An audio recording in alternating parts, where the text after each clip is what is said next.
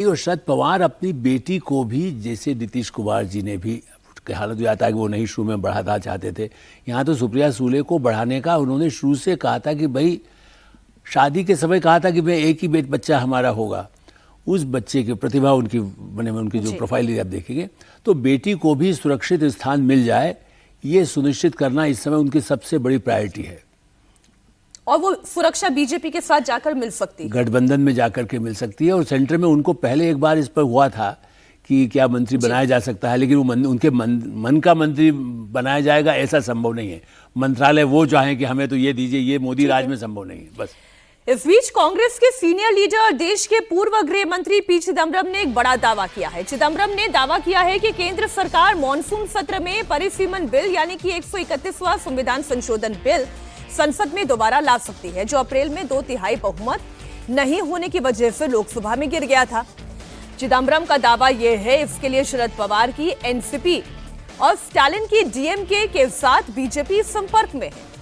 ये दोनों संसद में सरकार का साथ दे सकते हैं। हालांकि चिदम्बरम ने कहा है कि उन्हें उम्मीद है कि शरद पवार और स्टालिन की पार्टी अपने पुराने स्टैंड पर कायम रहेगी। दरअसल आपको बता दें, अप्रैल से जुलाई तक संसद का सीन बहुत बदल चुका है। ममता दीदी के 28 में से 20 सांसद टूटकर अलग पार्टी में शामिल हो गए हैं, एनडीए के सपोर्ट में आ गए हैं। तो वहीं उद्धव के 9 में से 6 सांसद टूटकर शिवसेना में शामिल हो चुके हैं, शिंदे में। ऐसे में अप्रैल में एनडीए की ताकत 298 थी, जो अब बढ़कर 324 तक पहुंच गई है। लोकसभा में मौजूदा सांसदों की संख्या 540 है। 2/3 बहुमत के लिए 360 सांसद चाहिए। एनडीए का आंकड़ा बढ़कर 324 तक पहुंच चुका है, यानी कि अब 36 सांसदों की जरूरत होती है। अब अगर शरद पवार के 8 सांसद और स्टालिन के 22 सांसदों का सपोर्ट मिल जाए तो यह आंकड़ा 354 तक पहुंच जाएगा, यानी कि 2/3 बहुमत से सिर्फ 6 सांसद कम रह जाएंगे।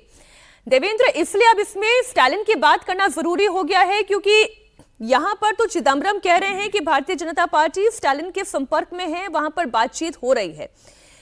22 सांसद उनके लोकसभा में हैं, 8 उनके राज्यसभा में हैं। ये गणित क्या तैयार किया जा रहा है? निश्चित तौर पर सोर्सेज के द्वारा जो जानकारी मिल पा रही है उसमें काफ़ी पहले से ये संपर्क ऑलरेडी डीएमके के साथ है और डीएमके को रीच आउट किया गया उस बिल को लेके हैं। डीएमके को एनडीए में लाने को लेकर कोई बातचीत नहीं चल रही है, बल्कि महिला आरक्षण बिल और उसके बाद डिलिमिटेशन बिल जो आएगा, तो इस संदर्भ में डीएमके के सपोर्ट के लिए रीच आउट किया गया। उसमें ये पूछा गया कि आखिर आपकी आपत्तियां क्या क्या हैं और कौन सी ऐसी चीज़ें हैं जो कि आपको लगता है कि इस बिल में अगर शामिल कर दिया जाए तो आपका स्टैंड इस बिल के पक्ष में आ जाएगा। और उसके हिसाब से जो हमें सोर्सेज से जानकारी मिली, डीएमके ने जो कम्युनिकेट किया वो सीटों में इंक्रीमेंट को लेकर कि 50% बढ़ोतरी होनी चाहिए, वो एक समान होनी चाहिए, इसका बिल में उल्लेख किया जाना चाहिए। इस तरह की बातों को डीएमके के नेताओं ने बीजेपी के उन नेताओं को बताया जिनसे उनकी बातचीत चल रही थी। और वहाँ पर उसके बाद जब बिल आएगा तो उसमें वो प्रावधान आपको चेंज के साथ नजर आएंगे और डीएमके को का जो भी रिक्वायरमेंट था इस बिल को सपोर्ट करने के लिए, उसको इसमें शामिल करके उस बिल को लाया जाएगा, ऐसे सोर्सेज से जानकारी मिल रही है। तो उस लिहाज से आप समझ सकते हैं कि फिर डीएमके का सपोर्ट बहुत आसानी के साथ बीजेपी को मिल जाएगा। डीएमके को एनडीए में लाने को लेकर इन दोनों ही की पॉलिटिक्स इस बात की इजाजत नहीं देती।